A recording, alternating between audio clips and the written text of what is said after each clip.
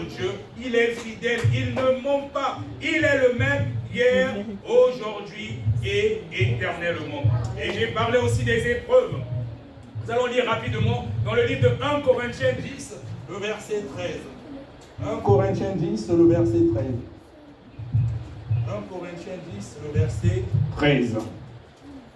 1 Corinthiens 10, le verset 13. Amen. La parole de Dieu avec révérence. Aucune tentation ne vous est survenue qui n'ait été humaine, et Dieu, qui est fidèle, ne permettra pas que vous soyez tentés au-delà de vos forces, mais avec la tentation, il préparera aussi le moyen d'en sortir, afin que vous puissiez la supporter. Amen. Amen. Amen. Donc notre Dieu est fidèle. Donc il est dit que l'épreuve qui vous a atteint n'a pas dépassé la mesure humaine. Dieu est fidèle, il ne permettra pas que vous soyez éprouvés au-delà de vos forces. Mais avec l'épreuve, il donnera le moyen d'en sortir et la force de la supporter.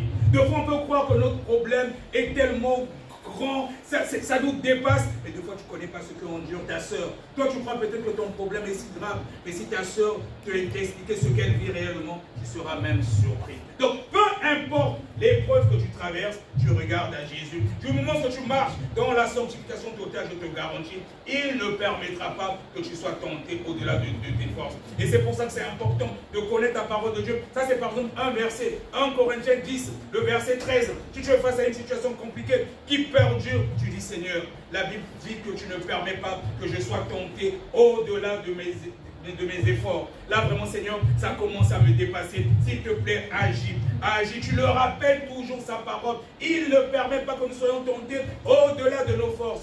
Tu dis Seigneur Jésus, et là ça commence pour moi à être compliqué pour moi. S'il te plaît, aide-moi. Je ne veux pas faillir. Je ne veux pas que ma foi puisse faillir. La Bible dit que tu ne permets pas que nous soyons tentés au-delà de nos forces. Tu lui rappelles sa parole. Je te garantis, bien aimé, le Seigneur finira par agir. Il est fidèle à sa parole. Il n'a pas changé. Il est dit dans Hébreux 13, verset 8, que le Seigneur Jésus-Christ, il est le même, hier, aujourd'hui, éternellement. Donc, ce qu'il a fait hier, il va le faire aujourd'hui. C'est pour ça que c'est important de connaître la parole de Dieu. Il faut des fois parler à Dieu avec sa parole, parce qu'il est dans sa parole et il ne peut pas déroger. Il ne peut pas aller à l'encontre de sa parole. Quand tu lui répètes sa parole, je te garantis, il finira par agir. Et de même dans les délivrances, c'est pour ça qu'on utilise aussi les versets bibliques.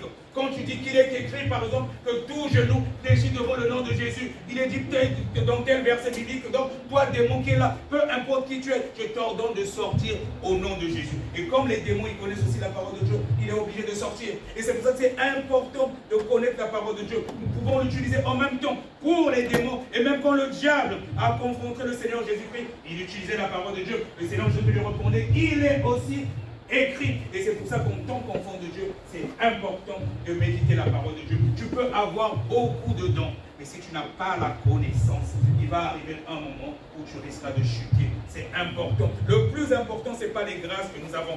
Les dons, Dieu peut te donner n'importe quel don. Et vous remarquez souvent, des fois, parfois, les nouveaux convertis, des fois, ils ont même des grâces, même que toi, tu es là depuis longtemps, des fois que tu n'as pas. Mais Dieu permet cela justement. Pourquoi? Parce que comme beaucoup souvent ont encore je peux dire un peu comme des bébés spirituels. Donc s'ils ne voient pas certaines manifestations du Saint-Esprit et tout, ils auront du mal à croire. Comme toi, tu n'as peut-être pas forcément besoin de ça, Dieu lui donne ces grâces-là. Mais ça ne suffit pas. Après, il faut que la personne soit enseignée. Qu'elle soit enseignée, que la parole de Dieu, son racine en elle, et c'est ça qui lui permettra justement de tenir ferme au mauvais jour. Tant que tu ne médites pas la parole de Dieu, ça va être compliqué. Le plus important, ce n'est pas les dons. Ce n'est pas les dons, mais c'est la parole de Dieu. Et cette parole, elle doit rester en toi. Et tu dois vivre en conformité de cette parole. Tu dois la méditer jour et nuit. Et c'est comme ça que tu auras du succès dans tout ce que tu entreprendras. Amen. Amen. Alors donc, pour résister aux mauvais jours, il faut avoir toutes les armes de Dieu. On va lire rapidement donc Éphésiens 6, les versets 14 au verset 18. Éphésiens 6, les versets 14 au verset 18. Éphésiens justement, Éphésiens 6 et verset 14 au verset 18. Liez à vos reins la vérité pour ceinture. Revêtez la cuirasse de la justice. Mettez pour chaussures à vos pieds le zèle que donne l'évangile de paix. Prenez par-dessus tout cela le bouclier de la foi, avec lequel vous pourrez éteindre tous les traits enflammés du malin. Prenez aussi le casque du salut et l'épée de l'esprit qui est la parole de Dieu. Faites en tout temps par l'esprit toutes sortes de prières et de supplications.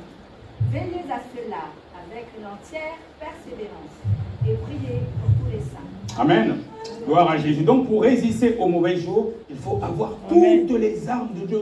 Il est bien dit, toutes les armes de Dieu. Toutes les armes de Dieu qui nous permettront justement de résister aux mauvais jours. Donc quand on nous dit de prendre la vérité pour ceinture, un enfant de Dieu ne doit pas être un menteur. Parce que le père du mensonge, c'est qui? C'est le diable. Donc un enfant de Dieu qui ment déjà, il n'a plus la vérité pour ceinture. Donc du moment que tu as menti, il y a déjà le diable qui habite en toi. Il faut te repentir et justement renoncer à cela. Nous devons toujours dire la vérité. Notre oui doit être oui, notre non doit être non. Si nous mentons, là, nous ouvrons une porte et c'est le diable. On nous parle de la cuirasse justement de la justice. Nous devons être justes dans toutes les décisions que nous prenons. Nous devons être justes. Nous ne devons pas être hypocrites. Tout doit se faire selon la justice de Dieu. Donc la justice pour nous les enfants de Dieu, c'est aussi une cuirasse. Et le zèle de l'évangile doit être les chaussures à nos pieds. Nous devons aimer l'évangile. On doit évangéliser. On doit aimer la parole de Dieu parce